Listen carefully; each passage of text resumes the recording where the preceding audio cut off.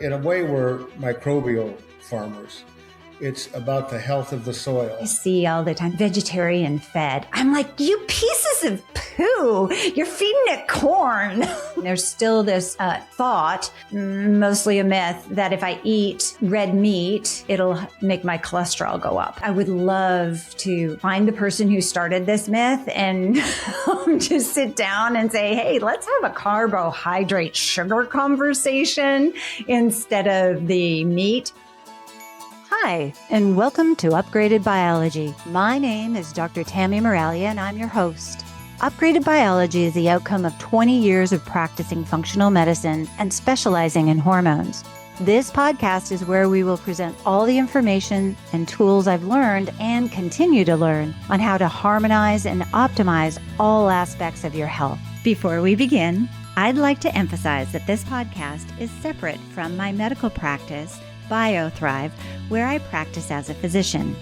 It is, however, part of my desire to bring free information to the general public so that each listener is able to step more fully into their role as the CEO of their own health and upgrade their own biology. Well, hello, everybody, and thank you, and welcome back to Upgraded Biology, where we talk about everything that could elevate your life, your health, your vitality.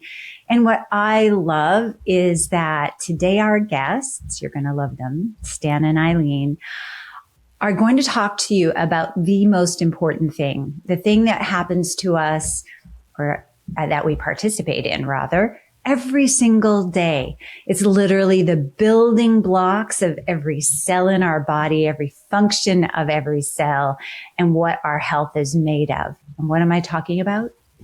Food.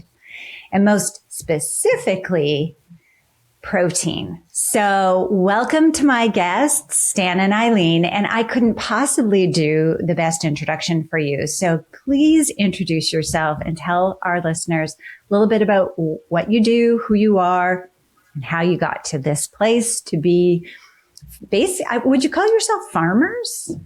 We call ourselves farmers or ranchers or both. We're not real picky about one or the other. All right. All are welcome. So yeah. Take the floor. Yeah. Well, thank you for having us on your show. And I'm Eileen, and this is Stan. We're owners and co-owners and co-operators at Ramstead Ranch, along with Jean as well, who's not with us today. And we raise regeneratively raised meats. So that's beef and pigs. And we partner with farmers who do chickens and turkeys and sheep. And they're all raised regeneratively on pasture so that the animals can be optimally healthy, so that the land can be optimally healthy, and so that the people who work and live and enjoy the bounty of the ranch can be healthy as well. And where are you located? So we're on 240 acres in Ione, Washington. So we're right up in the northeast corner of the state, a little ways from Canada, a little ways from Idaho. It's a little undiscovered, beautiful valley up here. We produce the 6 proteins, or cause them to be produced. We used to do it all, but it just gets to be too much eventually. So we changed our business model a little and incorporated some partner producers, we call them, but other small ranchers that produce to our standards of absolutely clean meat. Yeah, we're very focused on grass-fed and grass-finished when it comes to beef and lamb and bison. And then when it comes to pork and poultry, who need more nutrition than the grass can provide alone, they are raised on pasture, but they also get grain at choice as well. So they can grow strong and healthy as well. That's a very... You mean no corn? No corn, right? They get a supplemental grain, but it's no corn and it's no soy. So no GMO. No GMOs, right? We're big on low inflammation and clean inputs. Well, I'm super excited to go through what you do and how you do it. And I'm going to link why that's important and what the difference is for your health. Things like what is the difference between your regular beef versus grass-fed versus what on earth is this term grass-fed, grass-finished, and what does that mean, and how do you find it, and all of those kinds of things. What I'd first like to talk about is, what is the definition of a regenerative farm? So regenerative means that the earth, the ecosystem, is always in a evolutionary upturn. It's getting better year in and year out through natural processes. So we have pastures that were produced enough biomass to really finish 50 animals well, cows, 5 years ago. Today, those same pastures will do 100 cows. So that speaks to the health of the soil. In a way, we're microbial farmers. It's about the health of the soil. There's more microbes in a handful of soil than there are people on the earth. So the microbes mine vitamins, minerals, nutrients, micronutrients from the soils, trade those to the plants for sugars and so forth for their communities. But that puts that nutrition in a bioavailable form for the animal and therefore us. So we really push an opportunity for whatever our genetics are, individually, each of us, for those genetics to express at the highest possible level, mentally and physically, for as long as possible through robust nutrition. It really is true. Sorry, that we don't just eat what we eat what we eat, what they eat. Yes. Right? Yes. So having your cows eat nutrient dense grass and grain and things like that is full of vitamins and minerals. I know the Environmental Working Group does a great job of saying, oh my gosh, our farming practices have resulted in, sometimes up to an 80% less vitamin and mineral content of the exact same foods that our grandparents, not our great grandparents, but our grandparents were eating. And it's all because of the soil. Yeah, well, if you really start to researching it, it's alarming. And in addition to the soil health and the microbial health, it's the lack of pesticides, herbicides, any commercial fertilizers, introducing anything like that, or even the subtherapeutic antibiotics that are common in the traditional ag models with, beef and chickens and so forth. Yeah, absolutely. And so this translates into a term you used called clean meat. How would you describe clean meat, and why does that matter to me? Like, if I just go to the grocery store and I buy organic beef, am I not getting clean meat? Because I see all the time, there's so much trickery in marketing. Vegetarian fed. I'm like, you pieces of poo, you're feeding it corn. A lot of these are really marketing terms. And so it's good to ask the question, what does it mean from the perspective of the person saying it? And so for us, clean meat is just what Stan said, avoiding those pesticides, avoiding the chemical inputs that aren't necessary or required to produce healthy animals, pastures that get healthier and healthier as the years progress through the natural activity of the animals. So that's exactly what we're avoiding. And that's not to say we don't want to treat an animal who's sick, who needs medical attention. That's absolutely important. But because our focus with our business is to sell meat to a customer that wants a particular level of quality, we'll treat animals that need it, but they don't become part of our chain of meat that makes it to the package, so to speak. So it's maintaining that quality of health without utilizing those sub-therapeutic levels of antibiotics that aren't given to treat illness or to make animals healthier. They're administered because it causes weight gain in animals, because it allows facilities to crowd animals closer together so that they can save money, basically. And that's not our goal. Our goal is to optimize the health of the animal, to treat them well, to raise them in ways that are humane. Not only are they eating optimally, but they're living a low stress life. a life that's designed by nature, that they were designed to live. And that also contributes to their body's natural immune system. It allows them to fight anything that they need to as they encounter it in the environment or whatnot. So it's about not introducing chemistry that doesn't need to be added in order to have a successful cow out on the pasture, gaining weight and being happy. So do you think, like, without being because I do not have a tendency to go towards conspiracy theories at all. My Italian husband, though, he's a little bit different. But do you think that it seems like everybody should be doing it this way? So is the reason purely because of profits that it's not? It seems so short-sighted. Like, how are you going to sustain the land to continue to produce if your land is not even neutral? It's actually getting worse and worse and worse. I just don't understand why. Well, the commercial food industry is very effective at what it's designed to do. It feeds a lot of people inexpensively, and it does that job. The contraindications to that are our soil health, our physical health, the healthcare system. People are getting heavier, diabetes, heart problems. I mean, adult diseases at younger ages. I mean, it's not hard to follow what's happening healthcare wise. And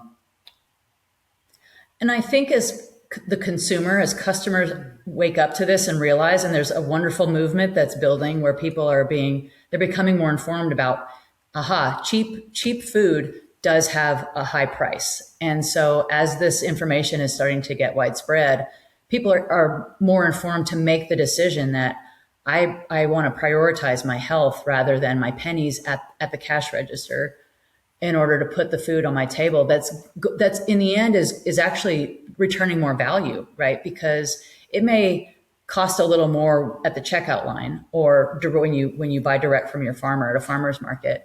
But how much does it cost? How much does poor health cost in a medical sense, in bills, in hospital bills, in the cost of your quality of life? And I think as a culture, as a country, we're really starting to open our eyes to that and say, I'd rather choose the better quality and enjoy the value of that quality. Yeah, it's, a feedlot will finish a cow in 16, 18 months. To grass finish one, it takes us 28 to 30 months. So it is more expensive. We cannot compete price-wise.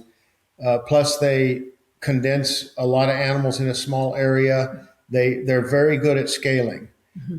Our animals move every day. They're moved every day. It takes more land base. Takes more land base. Mm-hmm. They're always on fresh pasture. Mm-hmm. But behind us, we're sequestering a lot of carbon, a lot of nutrients that the animals leave behind. We're building soil. Our grasses are getting thicker, which is a filter in a sense. We're experiencing amazing flooding right now in Washington, and where you've got fields that are bare, they've been plowed and things like that. That soil is exposed, and when water hits it, it's running away off the field. There goes healthy topsoil that goes into the rivers and creeks and things, versus on land that has a healthy root system and the grasses are thick. When water hits our pasture, it's staying, it's getting absorbed, and what little runoff there might be, it's clean, it's not full of silt, and the rivers are cleaner because of that. Yeah, like a regenerative farm, even in the flooding makes a difference. Like, wow, it can definitely it contributes its benefits. It's a huge difference. Mm-hmm. We're carbon negative. We sequester carbon that is food for the microbial populations. Which there's vast numbers. I mean, it's a thriving, intelligent life force that's working for us if we don't interfere with it with fertilizers, pesticides, et cetera. If we learn to, nature loves to give free rides. It's our job to learn how to plug in, how to support it, how to not interfere with it. It knows what to do. It is an intelligent force. It's kind of like the body, right? You I used to say to my kids when they were little and they'd have an injury or something, I was like, it's a good thing your body knows what to do. Let's just give it the space, the time, and the raw ingredients, and just allow it to heal. And that seems like okay. But back to this comment about carbon negative. Did you literally say negative, not neutral? Negative, yeah. So when I was first studying nutrition, one of the things that was brought up, and now granted it was a long time ago, but it was brought up that perhaps eating less beef would help decrease the carbon issue in the world because of the cows' manure off-gassing. And I could be getting it wrong. It was a long time ago. But that basically the cows were part of the problem, that the cows were contributing to the carbon issue just as much as, the factories, et cetera, et cetera. But here you are saying you're carbon negative. So what am I missing? Well, part of it is going to be concentration and how the carbon cycle happens on our little 240 acres here in the Northeast Washington. And that is where we're rotating cows right on the pasture. That carbon, all of that, what essentially the manure, cow manure, is going to get spread out in a way that the land can incorporate it. So we don't have a concentrated operation or lagoons where we have to filter and things like that. It is very much mimicking the bison as they roam on the plains, as they used to roam on the plains. And so it's really a biomimicry system that is at the heart of regenerative agriculture. And so in that way, the land is able to incorporate and grow more biomass as well, which is part of what helps capture more from the air, sink it into the soil where it can get utilized by plants. Yeah, and we plant very diversified pastures. We do mimic nature, if you think about it, in that the diversity. We'll plant 10, 12 species of grasses, maybe 15% legumes. And we're always looking for, we have stuff that's, it'll be going to seed as soon as the snow's gone. It's very early. We have stuff that likes the rainy spring. We stuff the heat of the summer. There's species that like that. They're the harder ones to find, but they're there. The cool fall, then the later on wet fall. So anyway, with that diversity, the idea is that any time the cow tongue takes a bite, there's 2 or 3 things in their prime. So you're keeping that nutrition value high for that animal. And then another key part of it is we say we move the animals every day, so they're always on fresh pasture. We have nothing overgrazed or overstocked, but then we rest the land, and that rest period is critical to the process. So if we come around again, we won't come around for at least 90 days, and we may not come back at all.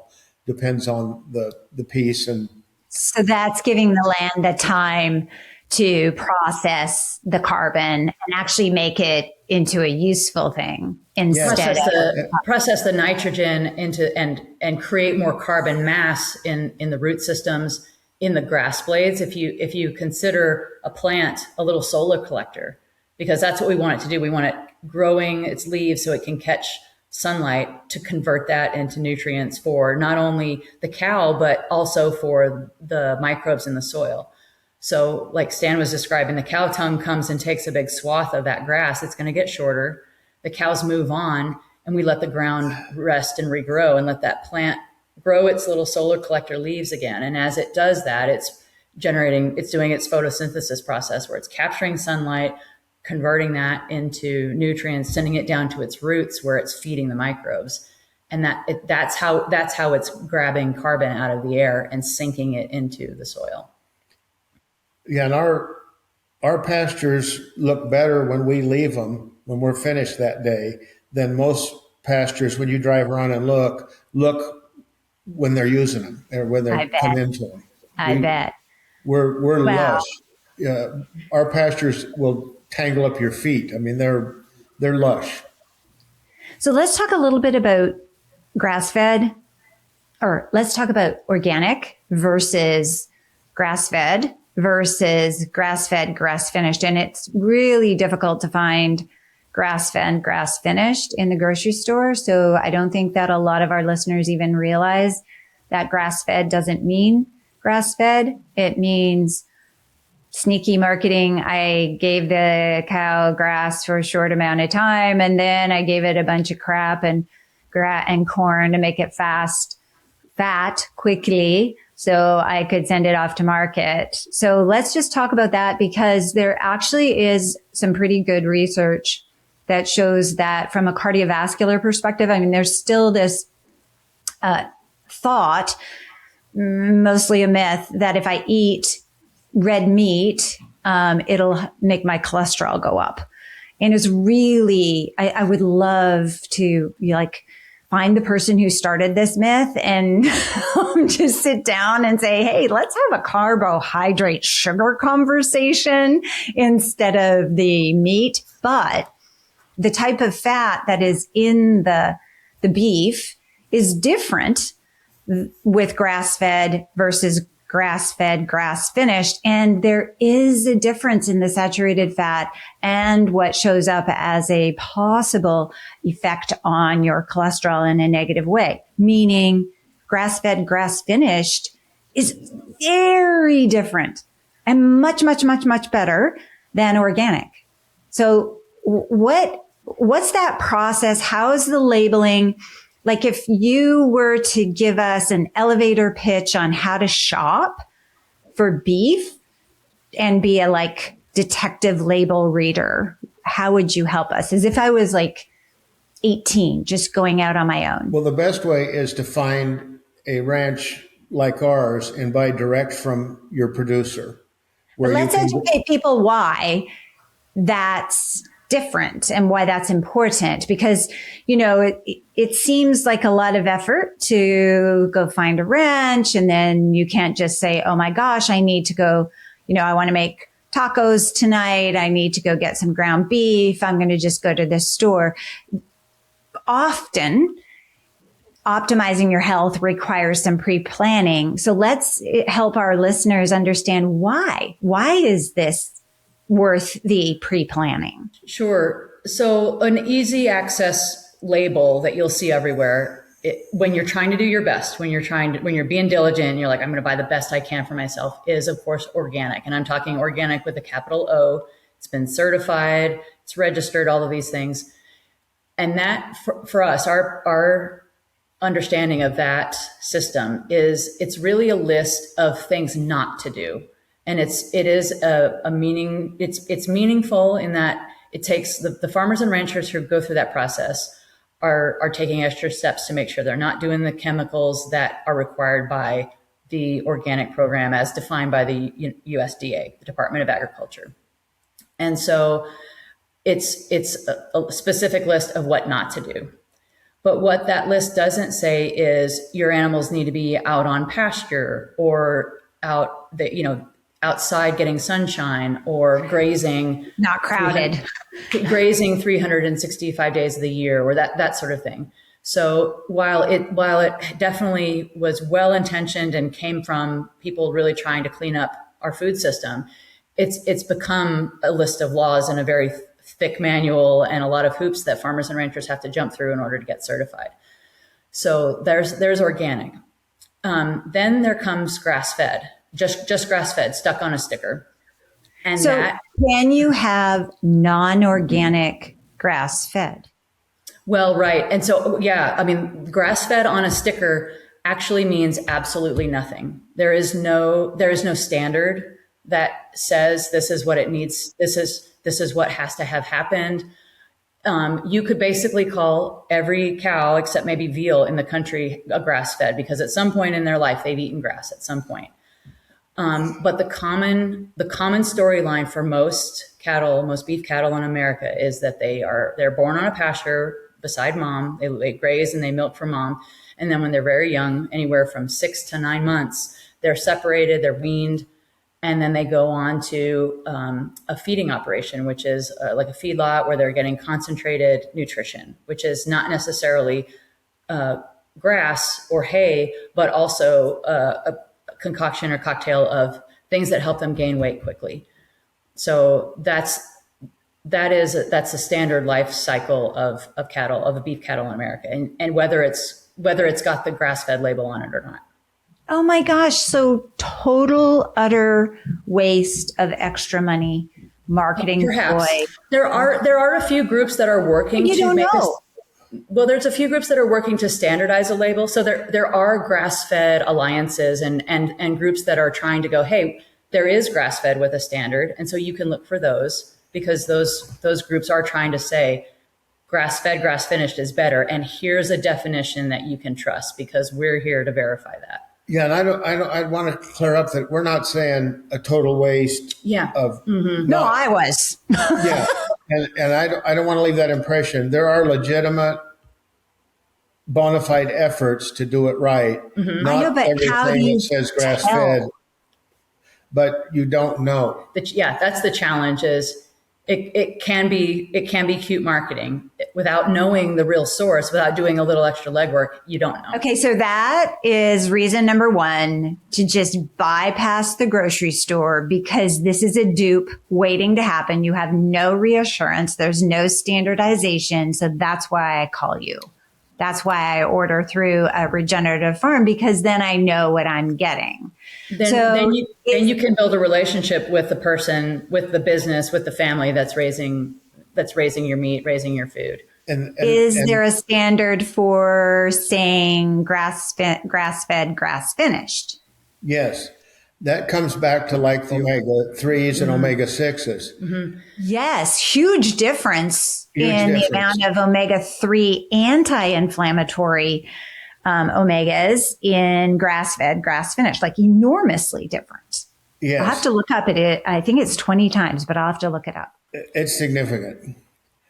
So a truly grass-fed cow is going to be balanced omega-3, omega-6s, and that is not the combination that gives us artery, heart issues, diabetes, that sort of thing. It is not unhealthy for you. It's actually, I'm going to say, healthy to eat the fat or a lot of it. Then you go to grass-fed, not grass-finished, which is a standard model. It's probably the most popular model in that arena, where usually the last 90 days are in a feedlot on corn to finish them. They call it finishing them. But if you look at the science vegetarian finished. Yeah. If you look at the science on it, there's clear science that in 90 days, you reverse that balance. So you're back to the high omega-6s, low omega-3s that give us all the inflammation and all the issues that come with that in our bodies. And it's a very steep decline curve. It's like 90 days, it's back down to you've lost the benefits. So grass-fed, grass-finished is very important if you're interested in the health aspects, the non-inflammatory, the non-problem fats, et cetera. Yeah. Right. And it's not so much that there's a standard out there. You asked that question. It's not that there's a standard. It's just that you can ask the question. We do farmers markets, and the beautiful thing about farmers markets is people can walk right up to the desk and go, you're selling grass-fed beef, but is it grass-finished? And the people that are discerning ask that question. The first thing they ask, and then we can tell them, yes, it's 100% grass-fed, grass-finished, no grain ever is kind of how we emphasize that, because a lot of people are, again, it's dawning on them that there's a lot of misleading marketing out there they're trying to make a buck on buzzwords like grass-fed, but they haven't necessarily done the heavy lifting of properly raising those animals so that they are truly grass-fed, grass-finished, and nutrient dense. I think that, going back to like, why would somebody go to the effort of contacting a regenerative farm like yours and pre-planning and, maybe buying a chest freezer and putting it in the garage and just buying a bunch of meat?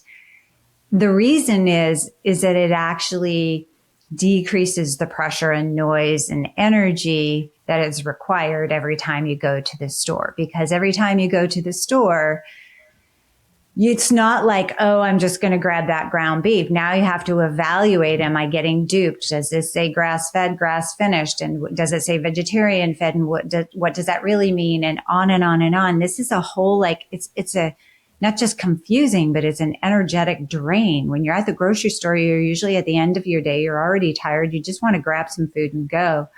So having your high density, low omega-6, grass-fed, grass-finished beef products already ordered and in your home in a freezer is probably the easiest thing to do. It's so much peace of mind. We call it just shopping from the freezer. You've already sourced it. You've already done your homework and gone, this is what I'm looking for. I want every product to meet these standards. It's all coming from the same source.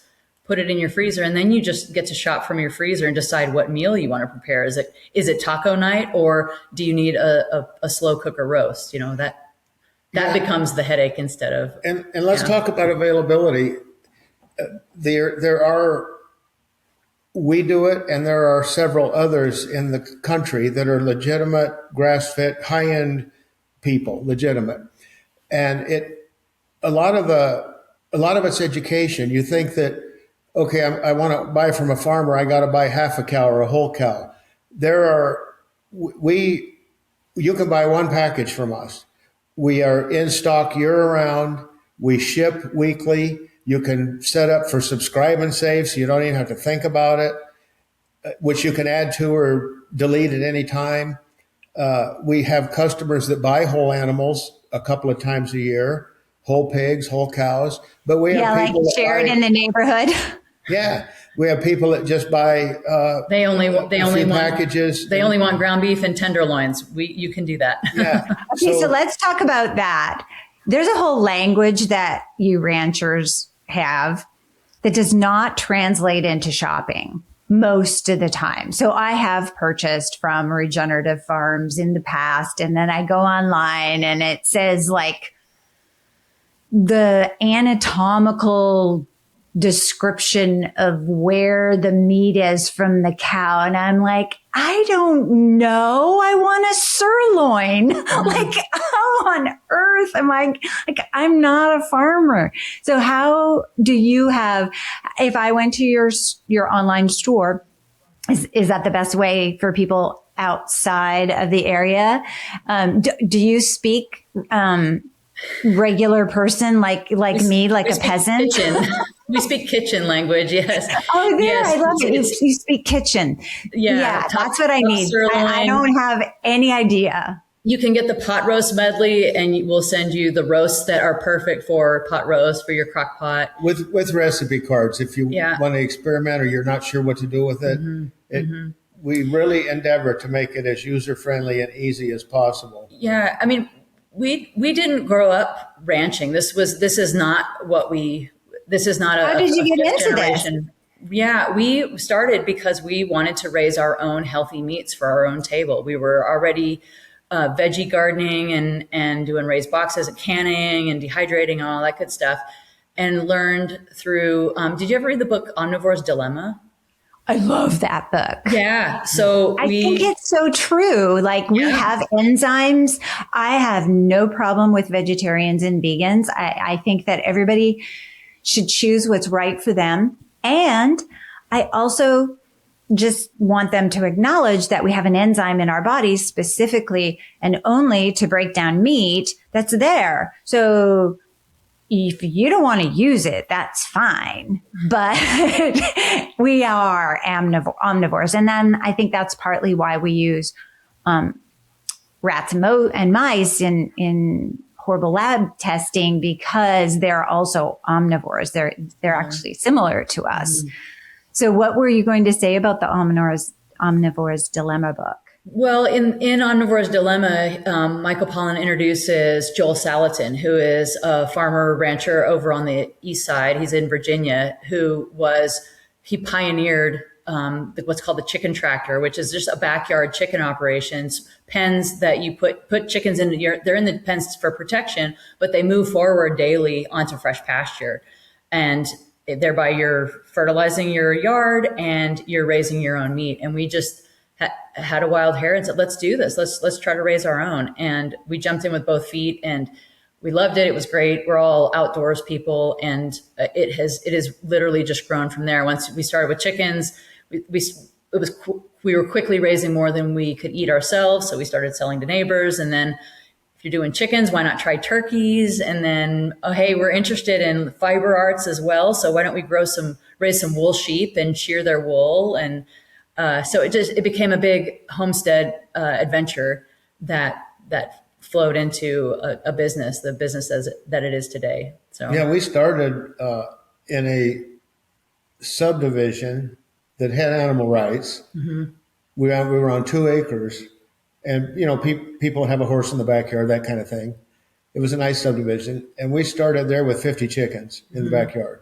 Yeah, and then we had a few turkeys. Then we had 5 sheep, and then we were looking for land. It's like this is beyond awesome. Yeah, and we've had that. So the point in bringing that up is we've had that experience where we were trying to shop local beef and finding the farmer and then having to drive to the butcher to pick up the meat. And then, you have 2 good experiences, and then you get a cow that wasn't really fattened very well, and it's kind of tough. And then you get disappointed, and it's like, gosh, there's a lot of, we could do better. The farmers and ranchers, we can do better in educating our customers, being more welcoming and more inviting to people who are not farmers and ranchers, who don't have that anatomical lingo or know every primal cut and all that good stuff. So we feel like we have a good perspective on that, in that it's we're not all born. Yeah, we're not born knowing how to do this. And right, if customers are going to be successful, what do you need to know? You need to know how to cook it. You need to know a good recipe so that you can be successful. And you need to be able to find the cuts that are your favorite. Like you said, I just want a top sirloin. Show me the top sirloin. So yeah, exactly. Yeah. And where do you ship nationwide? We do. We ship nationwide. Orders leave our ranch every week. So we pack orders, send them out on Tuesday. They go out via FedEx and arrive to customers' doors that week. Oh, that's amazing. Everything in our 1-day zone is 1 day. Yeah. Like everything in the Seattle area is just 1 day here from the ranch. Yeah, it's pretty amazing. Mm-hmm. They do a great job. I mean, they can pick up here at 2 or 3 in the afternoon, and by 10 o'clock the next morning, it's sitting on your doorstep. It's like, I couldn't hand carry it that fast, hardly. Yeah. I know, it's crazy. Yeah. So we were mentioning chicken and turkey, and our family goes through a lot of eggs. And I think eggs are probably even more confusing than the description on the carton than the beef. Because there's more than just, organic, grass-fed, grass-finished. There's pasture-raised, there's organic, there's free-range, there's oh my gosh, there's so many details. Can you please help us break down what the heck all of those things mean? And I've done an experiment where I bought one of every carton, and then I've opened an egg all beside. And I did this when my kids were little, and the eggs are completely different. The regular eggs are pale, pale, pale yellow. They're flat, they spread out.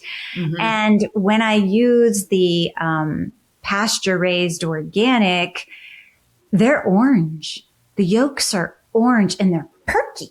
Mm-hmm. So tell us first the definitions and how and what would be the best, and then how we got there. Sure. Again, just starting from the best would be a pasture raised, a truly pasture raised. And if you can find a local farmer who's doing that, that's going to be ideal.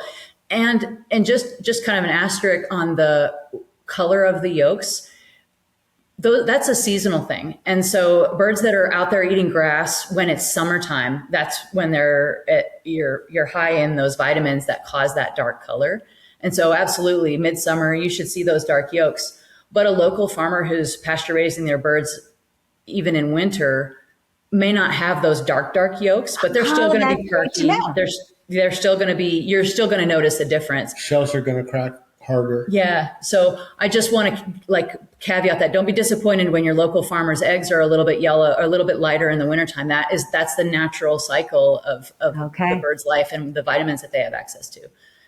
from the grass. So, And why is my local farmer giving me eggs that are all a bunch of different shell colors? oh, that's all down to breed. That's absolutely a breed thing. Okay, so And that's because they mhm. have a bunch of different kinds of Right. chickens. And, Yeah. Kind of rule of thumb, birds that are from a background that originated like in an Asian country are typically a white shell versus a European heritage is more of a dark shell.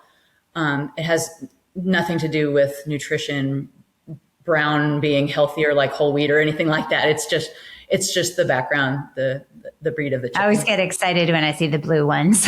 Yeah, I know. It is fun. It's kind of like the exciting wrapping, but So pasture raised is the gold standard. Does it have to be organic pasture raised, or is pasture raised a crossover for organic, or do you need both of those words? For me personally, pasture raised is the priority, because that's telling me that farmer is doing their best to have those birds be in touch with the land. That bird's going to have a much more diversified diet because they're out there grazing and getting to pick and scratch and live like a chicken, where their feet touch the earth, their beak is in contact with the earth. If they're organic too, that's great. But if I had to pick, I would pick pasture raised. Okay. And Free there's- range. Yes, and now free range, that's where you get into some of those special words: cage free, vegetarian fed. They are standards, but what do they mean? It means that those cage free, they're still living inside a house. They don't see the daylight. It's still very crowded. It's less, they're not in a little battery cage. They can run around. But Can they? I've seen some of those pictures. Right. They're so crowded. Can they? So crowded. And in some people argue, with a good point that could be more stressful on a bird, because they're aggressive. Those birds, they have attitudes, and they can get to fighting with each other. So is that less stress or more? That's kind of an argument I don't like to get into. I'd rather go find the pasture raised birds, because they're truly getting outdoors, sunshine, they're breathing fresh air, and they get to behave like they were designed by nature to behave. Okay, then vegetarian fed. Yeah, I think it sounds like you have experience with that one. That's my least fit. That's my Yeah, you I think are so deceptive. You are intentionally. How is this not a Consumer Protection Act violation? It's so deceptive. right. And so again, good intentions have these unexpected consequences, where we're not feeding those chickens animal byproducts, which is probably a good thing. Oh, I guess then that's at least okay. Then it's not okay. You've corrected me. Not a CPA violation. Yeah, I get it. Hopefully it's not a correction. Hopefully this is where it came out of is, hey, we don't want to be feeding byproducts, but is vegetarian fed better? Better than what, right? Because if what they're getting is inflammatory grain that is producing food that is inflammatory to us. So no, I don't prioritize. I don't go for vegetarian fed as a goal. Yeah, as we talk about this, I keep thinking if it's important to you, you should check on what they're eating, because they could be eating corn, soy, GMO grains, which are cheaper, like half price, like 16 cents instead of 32 or 33 cents a pound. It's a big number, but to produce the quality of food we want to produce, we pay that. Do you know they actually feed corn to farmed salmon? Yes. Because corn grows in the Yes. ocean. It's a natural food for them. Right. Yeah. And so is the continuum here that corn makes it's fattening quickly? That's what my understanding is that if you're feeding a salmon or a cow or a pig or a chicken corn, it's because you're trying to fatten them up quickly. Yeah, especially in relation to what it costs. Yeah. This country produces a lot of corn cheap because it's heavily subsidized as well, but they can produce a lot of animal food cheap. Yeah. And it's it does high work. energy. It's high energy. It does work. Yeah, starch and sugar. Yeah. Yeah. So tell me about we've talked about the beef. We've talked about the eggs. Is there a favorite cut of meat that you have, and why? Well, my first choice would be a bone-in ribeye off of a beef or a bison. The chicken breasts are great. The legs, which includes the thigh, they're great too. I mean, our pork chops and pork steaks are totally delicious. I mean, Stan's favorite is one of each. Oh, that is awesome. And then, so what's your favorite animal? Can the livestock guardian dogs be an option? Of course.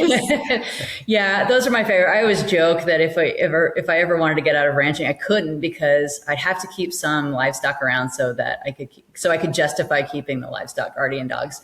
They're a special kind of dog. So they call them LGDs, which is an acronym for livestock guardian dogs.